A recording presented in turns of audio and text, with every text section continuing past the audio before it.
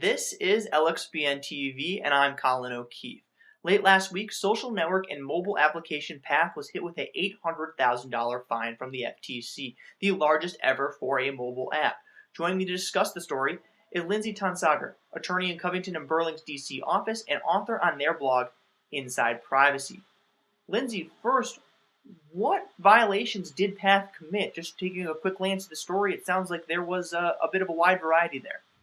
Yeah, and it's actually a little bit of a trick question because really we don't know whether or not Path actually violated the law. What happened was that Path entered into a consent decree with the Federal Trade Commission in order to settle charges that the FTC brought in a complaint. And when a company settles with the FTC, they don't actually have to admit any legal wrongdoing or any legal liability. So we'll never know for sure whether a legal violation occurred here. What the FTC charged in its complaint was that Path potentially violated the law in two respects. First, the FTC argued that Path collected personal information from children under the age of 13 without providing parents notice and obtaining parents' consent. So this is governed by the Children's Online Privacy Protection Act, or COPPA. And COPPA requires that anytime a general audience online service obtains personal information from children that it actually knows are under 13, that they should be providing parents notice and be getting the parents' parental consent. The second charge that the FTC brought wasn't specific to children. The FTC said that for all of the different Path users, Path failed to provide enough notice or maybe even potentially deceived consumers in the type of notice that it did give about how the application was collecting contact information from the user's mobile address book. So again, we don't know for sure whether Path actually violated the law here, but those are the two charges that the FTC brought. I see, and of course, mobile applications are being a much bigger part of all Americans' day-to-day lives. So, just how much of a priority is mobile app privacy for the FTC right now? It seems like it's rising up there and becoming a big issue. Yeah, I would say mobile privacy is definitely one of the top priorities for the Federal Trade Commission right now. Actually, on the very same day that the Path settlement was announced, the Federal Trade Commission released mobile app privacy guidelines. Now, these guidelines aren't legally binding, they're not formal rules, but they do provide some recommendations or best practices for a very wide variety of different players in the mobile app ecosystem, including mobile app platforms, app developers, ad networks who are involved in the mobile space, and even trade associations that have mobile apps as their members.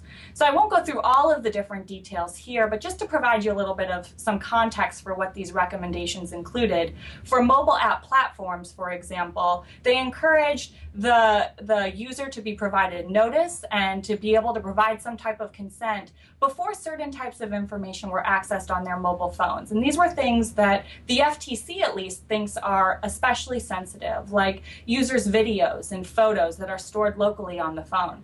The FTC also encouraged these app platforms to develop some different icons that would actually be displayed on the user's mobile app screen so that the user would know anytime that someone was trying to access this kind of information from the user's device. Another example is the FTC encouraged platforms to develop something like a mobile dashboard where the user could see all of the different mobile apps that he or she had downloaded on their device and then kind of granularly go in and say, this app can access certain information, whereas this other app can access different sets of information. And then another point I wanted to highlight that I found particularly interesting is the FTC encouraged industry to develop a do not track system for mobile. And this would be parallel to industry's efforts outside of the mobile environment. You know, whenever you look at a website on your laptop or your personal computer, developing a do not track system for that kind of environment. And what's interesting is in the non-mobile space, industry has found that there are tremendous challenges with developing this kind of do not track system, and that it raises some really hard questions that still haven't been figured out. So it'll be interesting to see how the non-mobile do not track system informs the mobile system development and how those two play together over time. Once again, that was Lindsey Tonsager of Covington and Burling and InsidePrivacy. For more of her commentary on this story and other mobile privacy issues, be sure to visit InsidePrivacy.com. LXBN.com, and for curated insight from the Lex Blog Network's thousands of authors, along with more video interviews on LXBN TV, visit us at LXBN.com. Thank you, Lindsey. Thank you.